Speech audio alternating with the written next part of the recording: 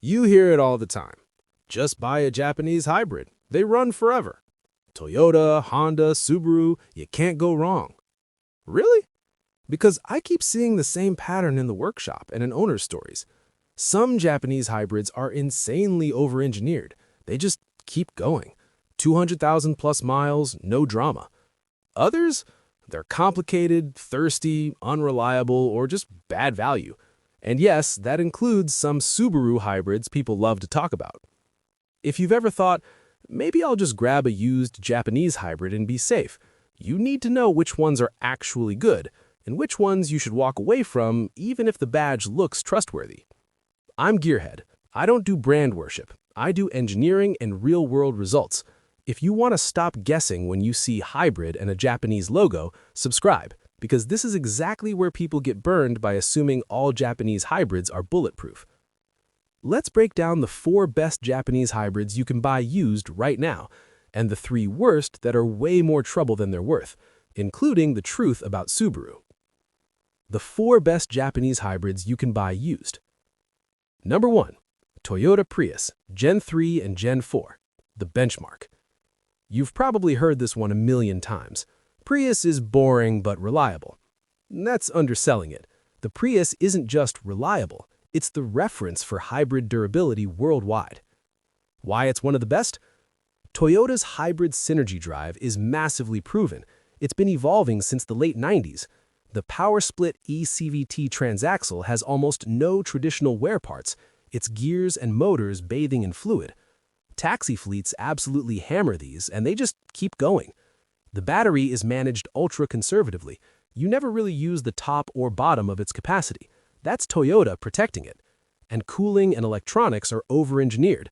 Separate cooling for the engine and inverter, a dedicated battery fan, all that typical Japan detail work.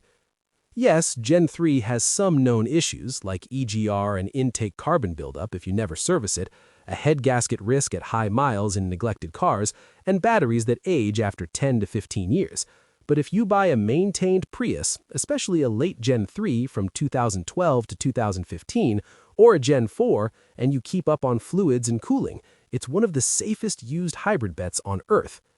It's for commuters, rideshare drivers, and anyone who wants max reliability and fuel economy and doesn't care about image. Number 2. Toyota Camry Hybrid, the appliance that refuses to die. Take everything Toyota learned with the Prius and shove it into a mid-size sedan that's already known for reliability. That's the Camry Hybrid. Why it's one of the best? It uses Toyota's full hybrid system with a 4-cylinder Atkinson cycle engine. The hybrid system lightens the load on the engine in city driving, which extends engine life compared to a non-hybrid that's constantly stopping and revving.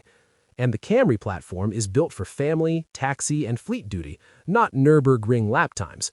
That means comfort and durability over flash. In the real world, there are tons of Camry hybrids out there past 200,000 miles still doing daily duty. Mechanics often see these with nothing more than normal wear items and maybe a battery eventually, not catastrophic failures. It's for families, highway commuters, and anyone who wants something more normal than a Prius but with the same basic bulletproof hybrid tech. Number 3.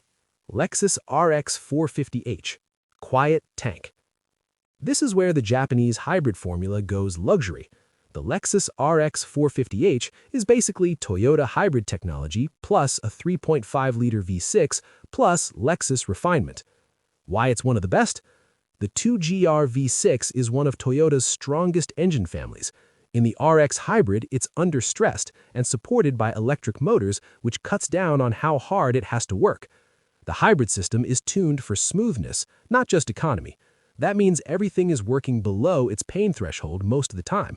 Regenerative braking plus big conventional brakes equals long brake life. And the build quality is high.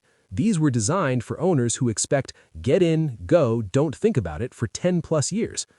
In the used market reality, a well-maintained RX 450h with service records is one of the lowest drama used luxury SUVs you can own. It embarrasses a lot of European luxury SUVs in long-term reliability. It's for retirees, families who want comfort and quiet, and anyone done playing games with fragile luxury cars. Number 4. Honda Accord Hybrid, 2-motor system. Honda's redemption. Let's be straight. Older Honda hybrids with the IMA system were not on this best list, but the modern Accord hybrid, different story. Honda ditched IMA and came back with a much better system, a 2-liter Atkinson engine and 2 electric motors. Most of the time, the engine drives the generator and the electric motor drives the wheels. At higher speeds, a clutch links the engine directly to the wheels through a single gear. Why it's one of the best? The engine runs a lot of the time in its most efficient range. Less thrashing, more smooth operation. There's no conventional multi-speed automatic, meaning fewer mechanical bits to brake, and the system feels refined. Many owners say it's one of the nicest driving mid-size hybrids. Smooth, quiet, and quick enough. Reliability so far? No mass disaster like the old IMA days. There's a good track record up through 100,000 plus and 150,000 plus miles so far. Not quite Toyota's 25-year hybrid legacy, but very solid. It's for drivers who like how Hondas feel, people who want Japanese engineering but don't want another Toyota, and anyone wanting a hybrid sedan that actually feels nice to drive. The 3 worst Japanese hybrids to buy used? Now for the fun and slightly painful part. Not every Japanese hybrid is a win. Number 1. Older Honda IMA hybrids, Civic Hybrid and Early Insight. These are the ones a lot of people still ask about because they're cheap and it's a Honda, so it must be fine, right? Not so fast. Why they're on the worst list? Honda's Integrated Motor Assist, or IMA system, was a mild hybrid. The engine is always connected to the wheels, the electric motor just helps. The car can't really run as an EV in normal use. The battery packs on many of these degrade much earlier than Toyota packs from the same era. Honda issued software updates that sometimes reduced electric assist to protect aging batteries, so the car feels weaker over time. And many owners ended up needing battery replacements well before 200,000 miles. Can you nurse one along? Sure. Is it a smart buy today when there are plenty of better hybrids around? Usually not. If you want a used Honda hybrid, skip the IMA era and go straight to the newer 2-motor systems. Number 2. Subaru XV Crosstrek Hybrid, or early Subaru hybrids. You said you used to hear about Subaru, and yeah, the marketing was loud. Symmetrical AWD, boxer engine, now with hybrid. Sounds like a Japanese all-weather superhero, right? Reality, not so heroic. Why Subaru's early hybrids are on the worst list? Subaru's hybrid systems are weak in terms of benefit. Small batteries, small motors, and a modest MPG gain over the regular gas versions. Extra weight and complexity get added on top of a platform that already has to deal with AWD and a boxer engine. That's a lot going on with not much payoff. Subaru has had its own issues with oil consumption, head gaskets in older generations, and CVT worries. Mixing that with a hybrid layer doesn't magically make things better.